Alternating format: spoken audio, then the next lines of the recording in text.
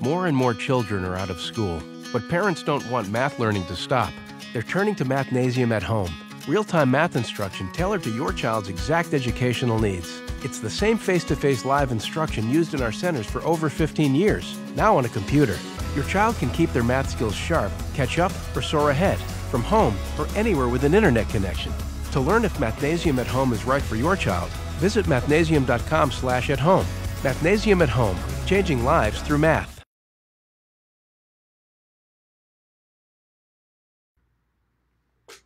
Hello everyone, and welcome back to the Mathnasium Schoolhouse. I am John, the AVP of Education and Training for Mathnasium. And as always, I am so excited that you joined us today for another mental math. Cannot believe, I know I say this, but this is the 7th one now. So if you're new, no worries. We'll kind of go through some things that are new to you. If you've joined us before, maybe some things that we've been practicing all along, but either way, I think it'll be another good, fun session today. So what are we going to be looking at? We're going to be looking at some multiplication and division, maybe in a little bit of a different way than we've done in the past, and some things may feel the same, but more techniques for you to do these things mentally. And, as we know, doing mental math, it should be fun. I hope that the problems that we've been looking at together, maybe before you would write them down pencil to paper, but now you have some cool tricks to do them in your head because you're all very smart. And I hope that you're also showing other people, showing your parents, your guardians, or your siblings, or your friends. These are cool things to talk about and show other people. So we're going to do some multiplication and division, and actually, toward the end, we're going to learn a new technique that we will start today and revisit again tomorrow, because I will be with you all tomorrow as well, and it's more of an addition thing. And there's some cool applications for what we're going to learn toward the end. So it's going to be a little bit different toward the end, but that's okay. If you've been with me on my other sessions, outside the mental math sessions, we look at some enrichment things and things that might be a little bit different than what you learn in school, but that's really fun too. And learning things, there's so much to learn in math, and that's why I enjoy being with you so much, is to show you all these really cool things that from when I was your age, I thought were cool and really helped me out a lot. So with all of that said, we're going to work on some multiplication stuff. We're going to start with things that are within our normal facts, kind of within our 12 times 12. And if you're still working on multiplication, that's okay. We'll always go slow. And because it's a mental math session, try to do as much of this in your head. I will write some things down, and you can write things down too, and that will help you practice later. And we also provided a worksheet for you to follow along with me as we go through the lesson. So with all of that said, let's get started. I want to start with 4 times 7. Okay, which is something that is a fact that hopefully you know. So the question is, what is 4 times 7? And as always, you can type your answers in the comments and introduce yourself. I'd like to know who's with me today. So 4 times 7 is 28. Maybe you haven't memorized. We talked about how when you multiply times 4, you can take that number and double it again. So 7 doubled is 14, 14 doubled is 28. Well, what I want to do is start looking at things that are related to the facts that you already know. Okay, so I want to extend this to 4 times 14. And before, we talked about how to,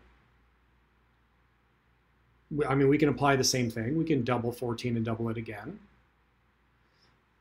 Well, my question to you is,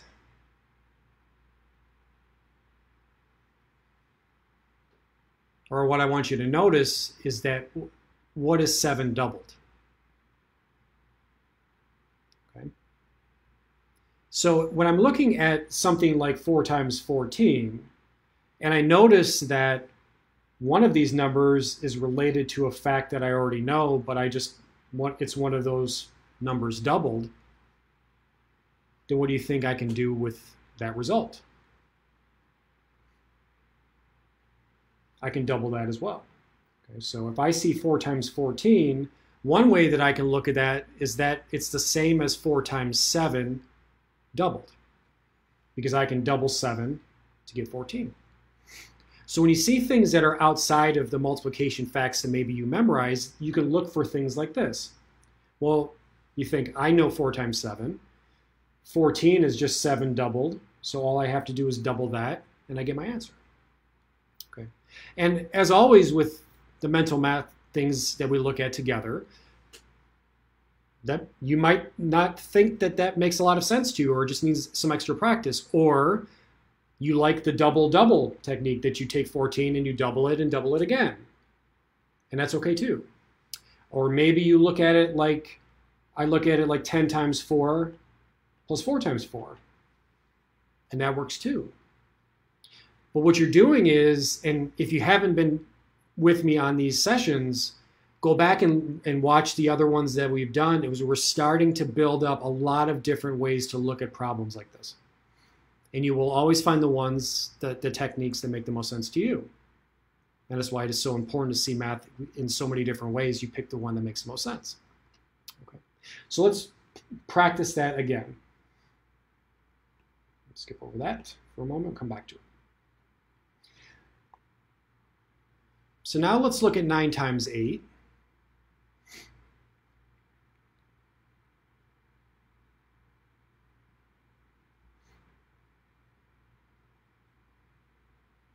And then I want you to look at that fact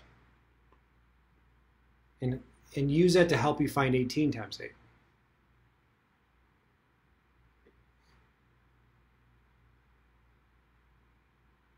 And think about what we just did a moment ago.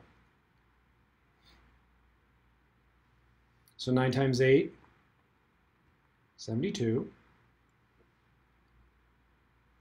And what do you notice about those? If I double 9, I get. So what does that mean I can do with that to get my answer? It means I can double it. I get 144. So as long as you're good with your doubling, double 72, you get 144. But that's not the only one that's connected here. What's the other multiplication fact that we can look at in the same way? So let's say we keep the 9 the same.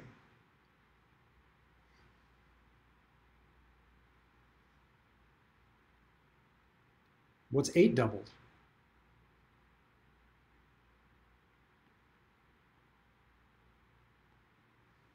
And what should that be equal to? 144. So now when you look at 18 times 8, or even 9 times 16, you can also think of it as connected to 9 times 8, which is something that you learn and you memorize, which is kind of cool. So you get 144 either way. And now and see, that's the thing, you learn these multiplication facts kind of through 12 times 12, but now we're starting to look at things outside of that, and nobody memorizes them all. Nobody's memorized every single multiplication fact that there is, but you learn these really cool ways to kind of stretch your brain and go outside of 12 times 12. So something to practice. And if you're a parent, you can start to look at multiplication facts that they know and just make them up. So, ask them what 11 times 7 is, and then you can ask them what 22 times 7 is. And teach them to double 77 to get to 22 times 7. Okay? All right, so now let's take and look one step further. So let's start with 6 times 7. But I want to connect that to 12 times 14. So it only makes sense that if we were looking at new multiplication problems, that one of those numbers was doubled. What do you notice about these? What do you notice about 6 and 12? And 7 and 14.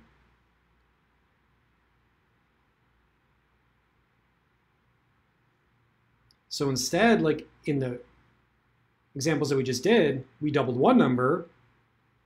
Well, now we doubled both. So when you see 12 times 14, you can think, okay, well, that's connected to 6 times 7. 6 times 7 is 42. But when we doubled one number, we doubled this once. So what do you think you do if you doubled 2? You double it twice. So 42 doubled is 84. And 84 doubled is 168. So now when you see things like 12 times 14, you can think, okay, 6 times 7 is 42. I can double it and double it again. Again, these are all things that you can practice. And you're going beyond 12 times 12.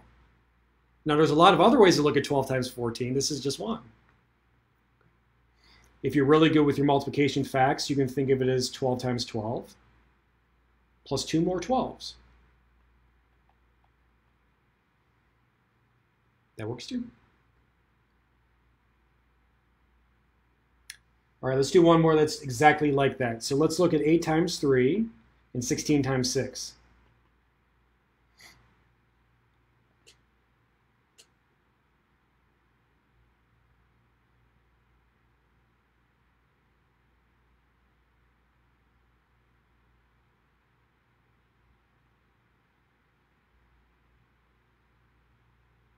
Okay, so we notice that we double both of those. 8 times 3 is 24. So to get 16 times 6, I can take 24 and double it again. So what is 24 doubled? 48. And 48 doubled is 96.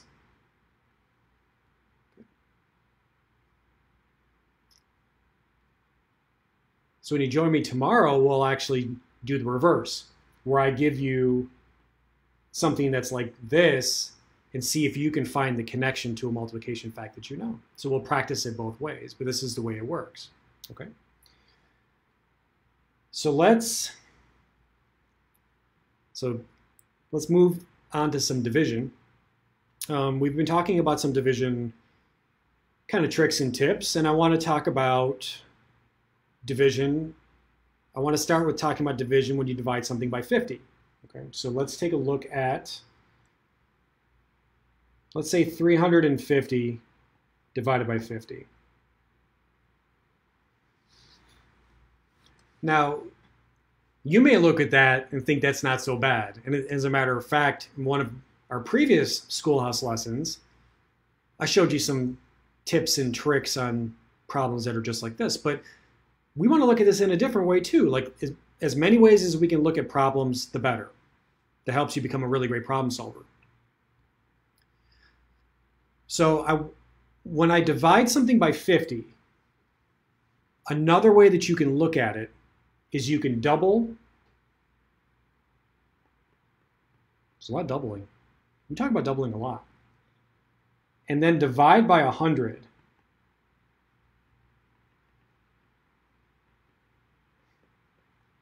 Okay. Now dividing by 100 isn't so bad. Okay. And actually, turning this into something I can divide by 100 makes any type of problem that I'm dividing by 50 easy to deal with. Okay. Well, when I say double, I'm going to take 350, and what's 350 doubled? It's 700. And I want to divide 700 by 100. What do you get? You get 7.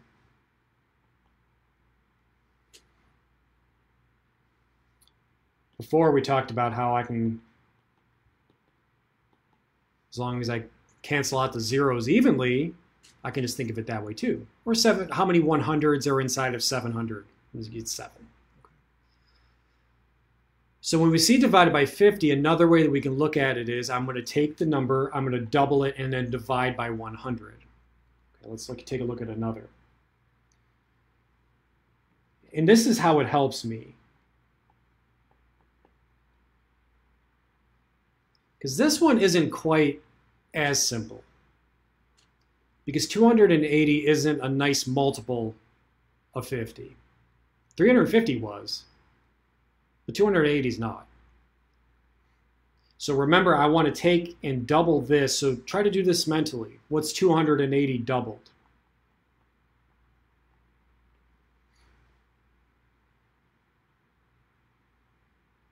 And if you have to write it down, it's okay too. Just practice your doubles. 280 doubled is 560. And I want to divide 560 by 100. Okay. Now, depending on how old you are, you might be really comfortable with decimals, or you might just be learning them. But when I divide something by 100, and sometimes what makes math tricky is there are things that are there that aren't written.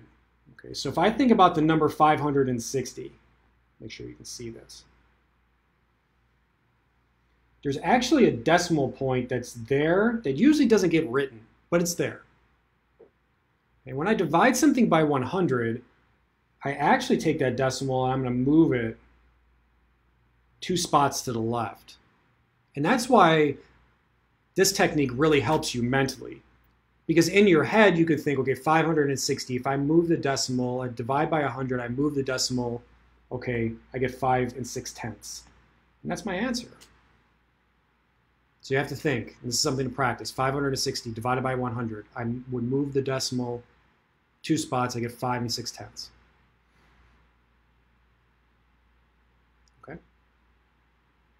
It's like something that you can practice when you're with your family. It's like calculating a tip. Your parents leave a tip when you go out to a restaurant. And when you want to find 10% of something, you can move the decimal. Okay? You can move the decimal 1 spot for 10. And then you can double it. Okay? And when you start thinking about moving decimals, it's just place value. And divided by 100 is not so bad, because I can just move the decimal place 2 spots, and I can do that in my head. So 560, 5 6/10. Okay, let's do one more. 340 divided by 50. Okay, so another that isn't a nice multiple of 50. So let's use the same technique. Let's double and divide by 100.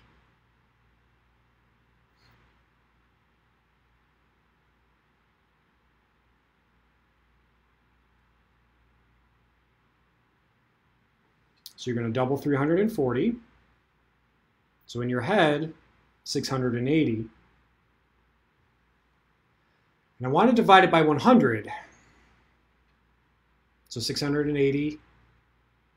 Remember, there's a decimal point there that doesn't really get written. It's there. And I'm going to move that 2 spots to the left. And I get 6 8/10.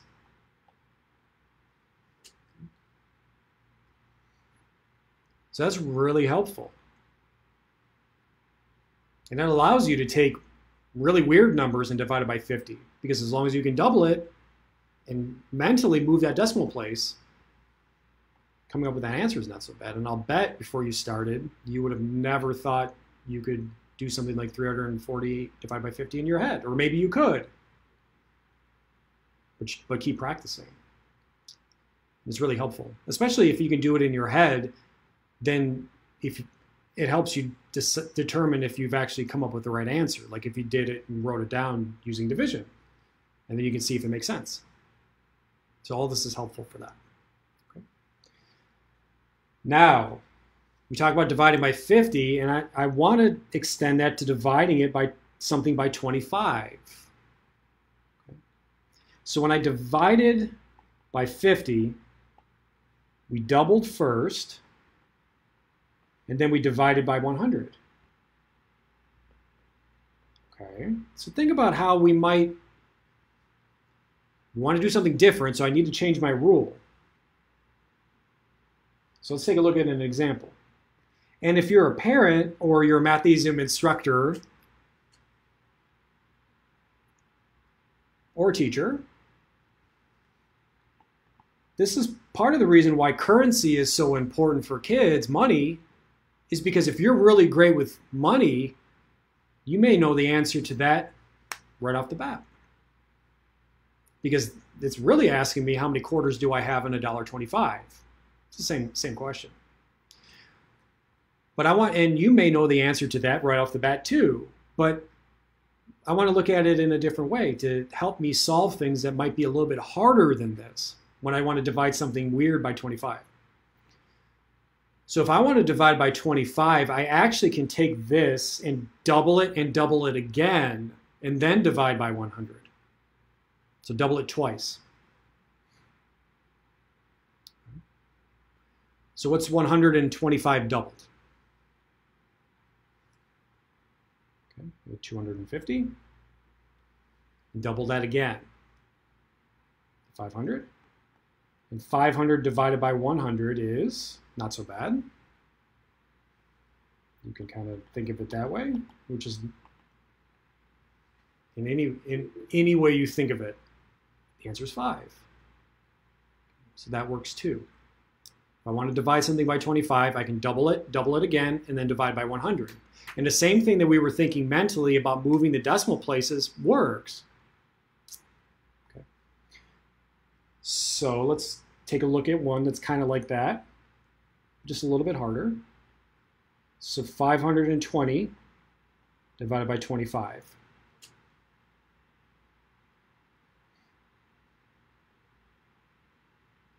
So numbers are getting bigger. But 25 is not a nice, it doesn't divide evenly into 520. Okay. So this one's not quite as easy maybe to do mentally right off the bat. But remember, when I see divided by 25, one thing I could try is to double that number and double it again. So what's 520 doubled? 1040. So these are things you can hold in your head. Just practice your doubling. And I need to double that again. So what's 1040 doubled? The 2080. I want to divide 2080 by 100, and remember, how do I do that? I think about that decimal place that's there that just doesn't get written. And I move it 2 spots. 20 and 8/10. So 520 divided by 25 is 20 and 8/10. So as you can see, if your doubling is good, and yes, we talk a lot about doubling because it's a pretty powerful thing, just like halving is really powerful too, that if I can double, I can rewrite that so that I can deal with it in my head. 520 divided by 25 can be challenging if I don't rewrite it in my head. And yes, as we talk about, your teacher is going to show you things, and you're going to have to be able to do this in school for your teacher. And yes, you still need to be able to do that. But I know that this is a lot more fun, and it's definitely worth practicing. And because you all are very smart, you can do it. When you come to Mathnasium, you practice your multiplication, you practice your division, and you practice these really cool mental math and number sense things. So you practice all the things. We put together an awesome plan for you on all the things that you need to learn, and then we have fun while doing it by looking at all the really cool connections to math. So, all right, now let's stop with the multiplication and division for today. And I want to talk about something new, and this may be new, maybe it's not. I want to talk about something called a digit sum. We're going to start talking about this today, and then I want you to promise me that you're going to join me again tomorrow so we can finish talking about it. And the digit sum is actually tremendously helpful for a lot of things. It's people that are really fast at calculating things in their head very often use digit sums to help them. Also, digit sums are very important because it actually helps you check your work, like when you're doing addition and subtraction and things. And I can show you how that helps you check your work. And I'll show you what it means.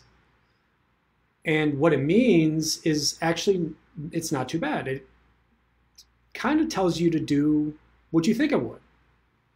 I want to take a number and let's say 14. And if I want the digit sum of 14, what do you think I would do with 14? What do you think digit sum means?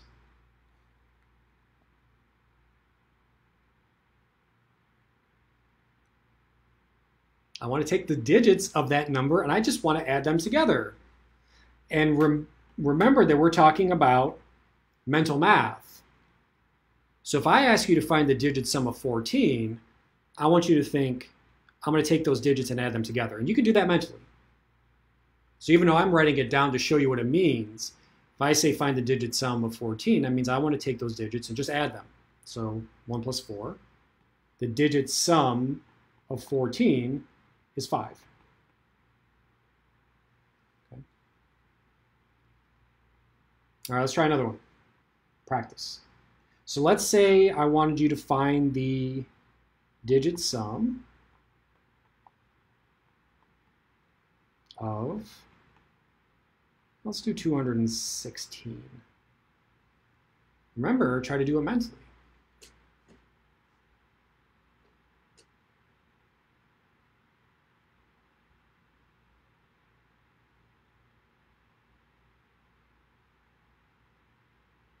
So the question really is, what's 2 plus 1 plus 6?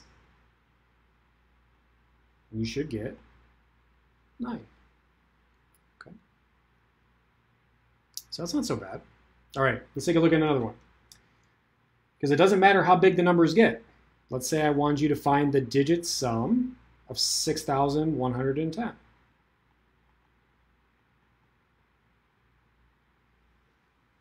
see if you can do it mentally.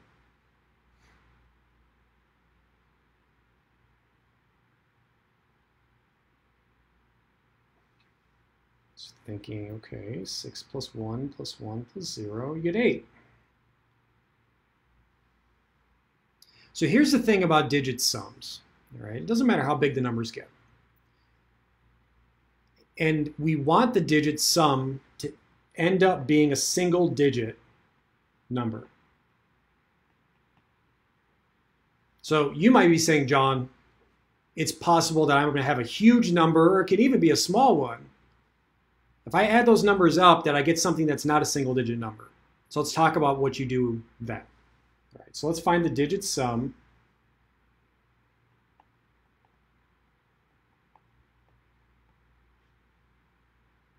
let's say 347.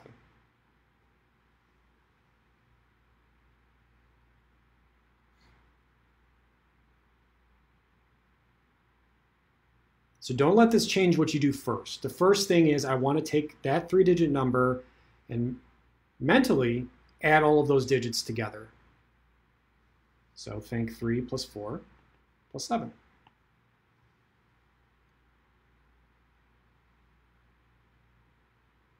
Okay, so 3 plus 4 is 7, plus 7 more, and you get 14. Which is not a single digit number. So when that comes up, you do it again. So I do it once. If I don't get a single digit number, I do it twice. So 1 plus 4 is 5. Okay. So what that means is the digit sum of 347 is 5. Okay. So that's what you do when you add up all the digits and you don't get a single digit number. you add the digits again. Now, I'll give you one practice problem. I'm going to show you something new. It'll be the last thing we talk about for today. So let's do one more. Find the digit sum of, let's say, 5,581.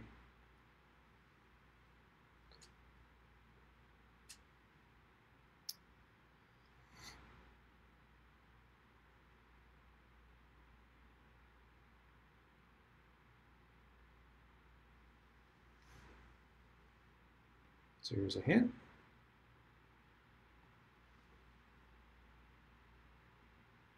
So 5 plus 5 is 10. Plus 8 is 18. Plus 1 more is 19. Okay. Looking for a single digit. And I got a double digit. So I need to add these. So 1 plus 9 is 10.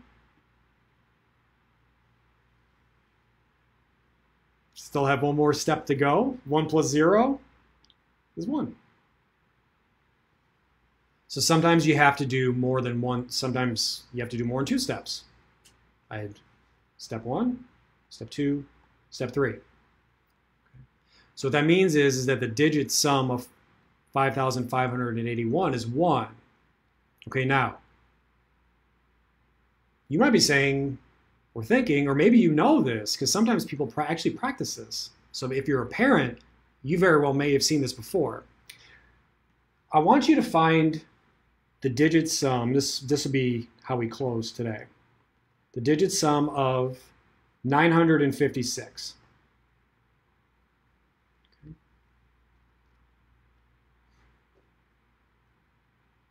So do it the way that we've been doing it. Okay.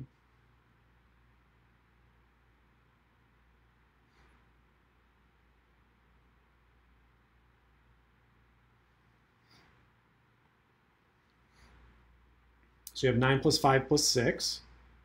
Again, you're trying to do these mentally. You want the digit sum. Okay, 9 plus 5 is 14. Plus 6 more is 20. You're looking for a single digit number. You have a double digit number, so I have to do that again. Get 2 plus 0. 2 plus 0 is 2. Okay.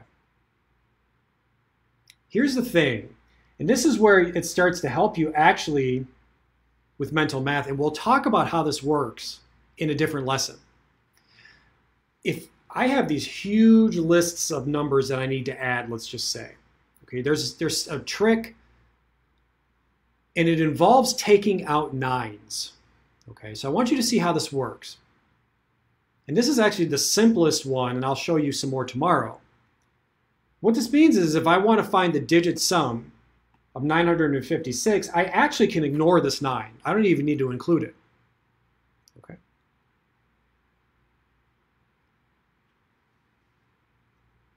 I can take the 5 and the 6 and add them together. I get 11. So you may be saying, well, John, that's not the same because over here I had 20, but remember that we're not done. If I have 11, I want to add these together, and I get 2. So if I want the digit sum, I can actually, if I see a 9, I can ignore it. And to go one step further than that, if I'm looking at a number, let's say like this, and I want the digit sum, you can add 1 plus 9 plus 8 plus 1. It can keep breaking it down. Or I can ignore that 9, and I actually can ignore these too. Why?